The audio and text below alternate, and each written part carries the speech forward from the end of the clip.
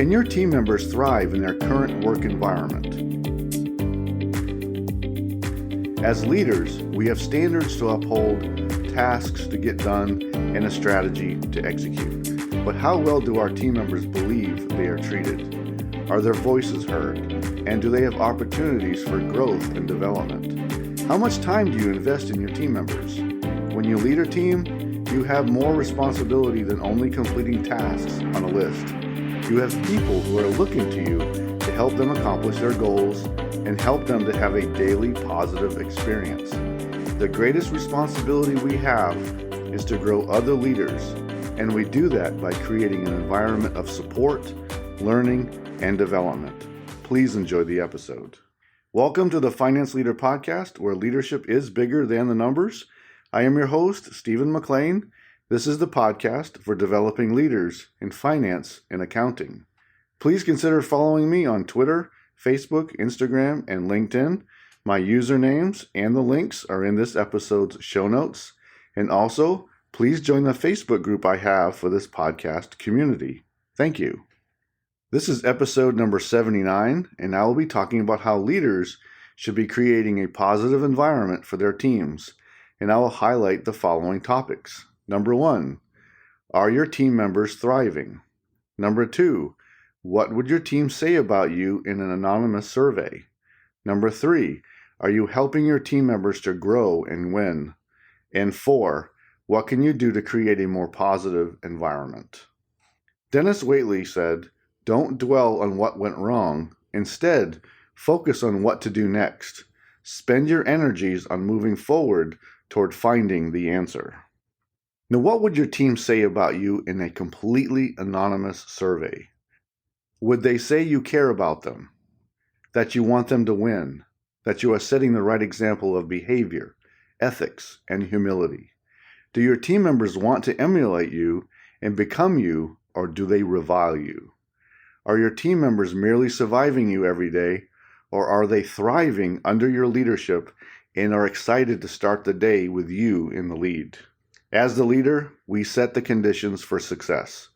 We have the duty to communicate clearly what we expect, and then also to lead ethically and to set the right example with our own behavior and actions and how well we treat others. Also, how are we performing on a daily basis? Are we completing our duties to a high level of performance? I have served under many different types of leaders, from the mean and uncaring to the weak and have no real idea of where they want to go, to the incredibly selfish and who wanted to steer the organization to ensure their own success without caring what happened to everyone else. But I also had some incredible leaders who set the right example, who cared about my own career, who ensured we were properly resourced, who gave us enough room to do our jobs and were available if we needed to ask for help. The best I have served under had a few special characteristics. They carefully planned how involved they were in my day. Not too much, not too little.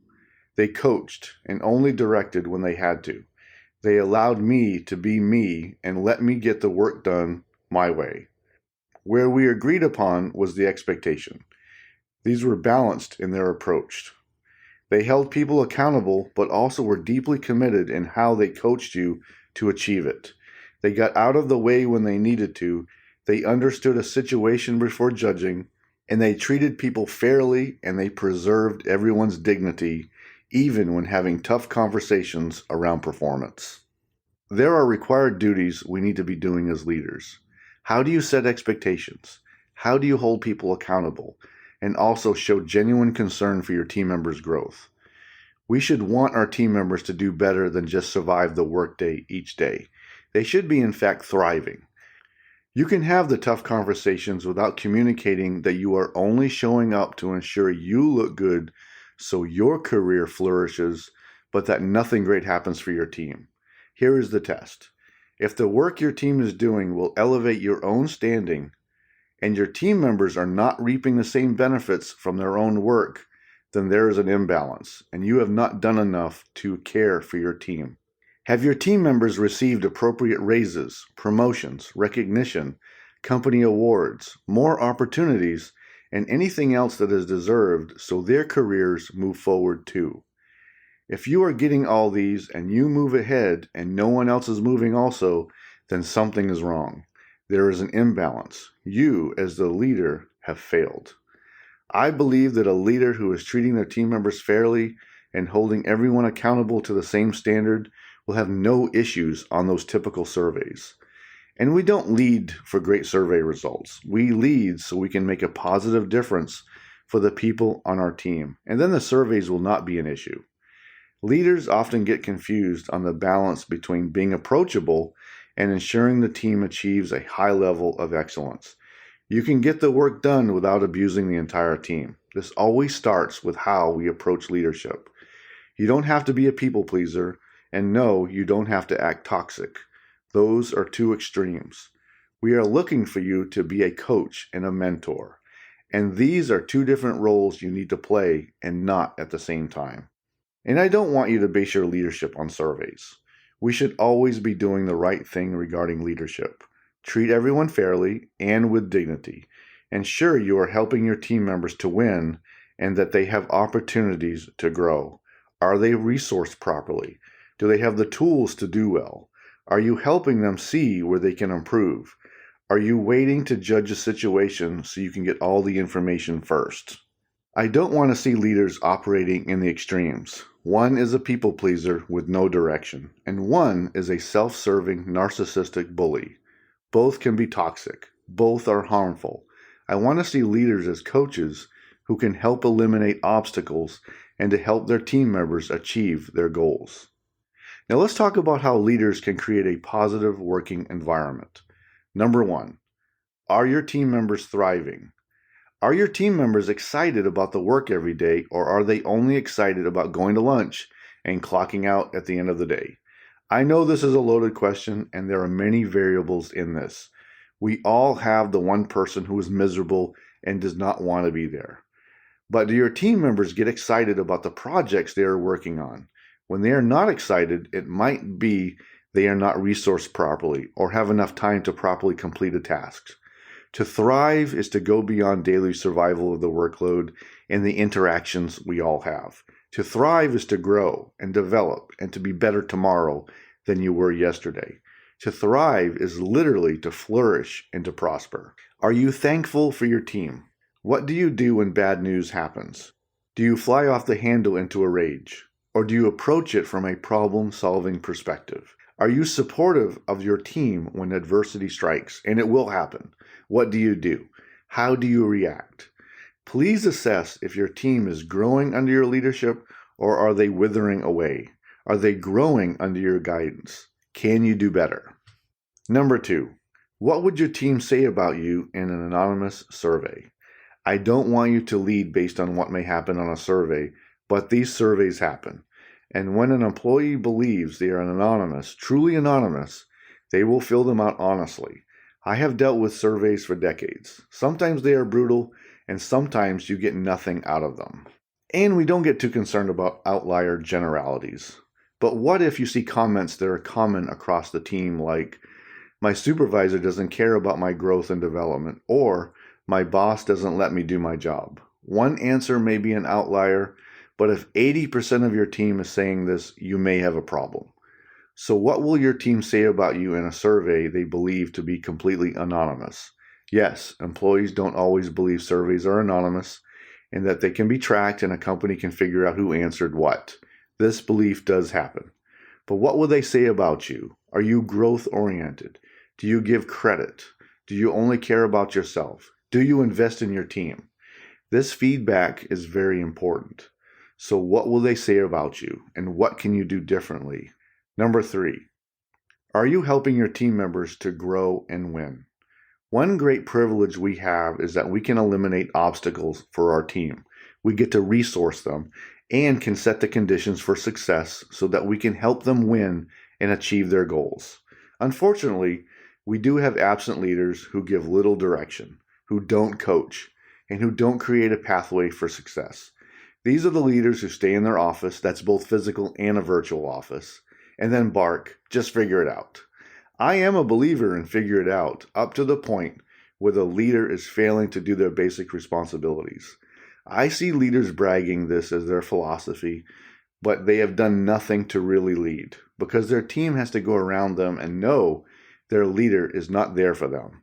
These are absent leaders and are among the weakest and most hated of all.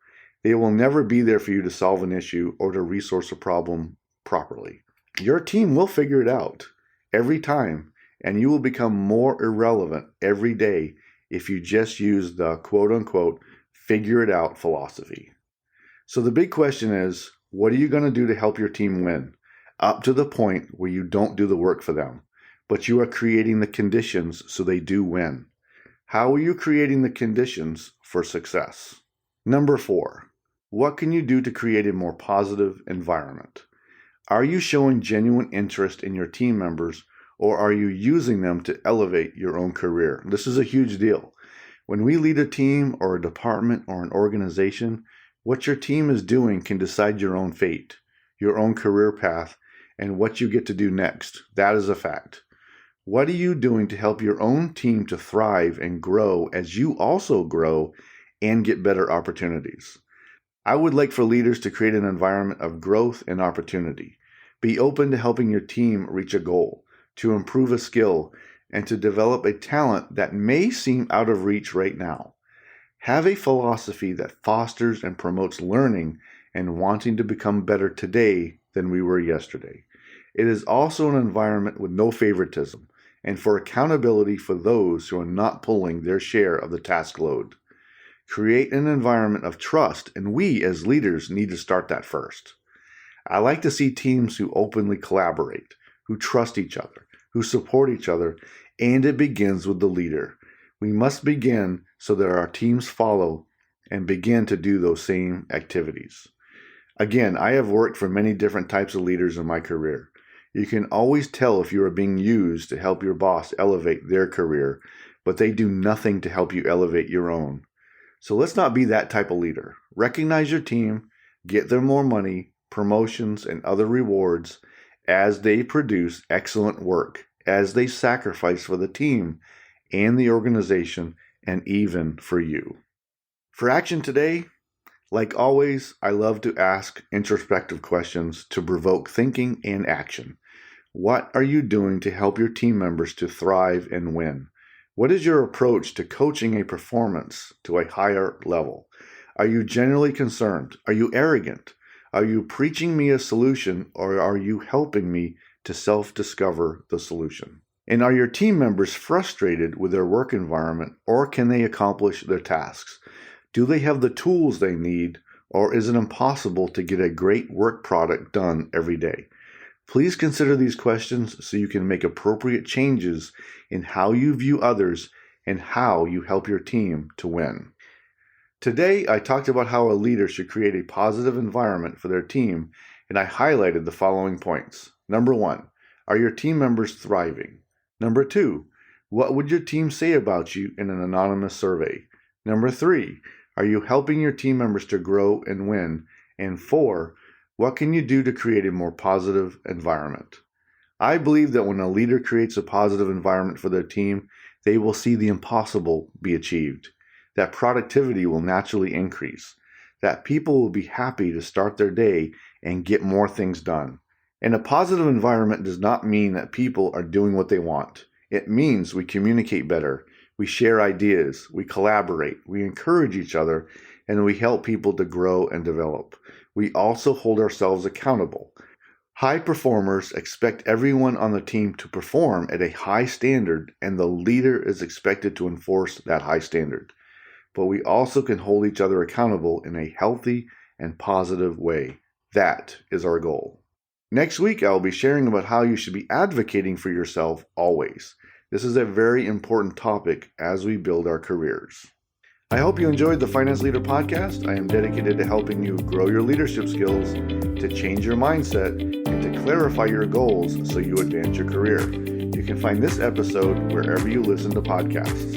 Until next time, you can check out more resources at financeleaderacademy.com and sign up for my weekly updates so you don't miss an episode of the show. And now, go lead your team, and I'll see you next time. Thank you.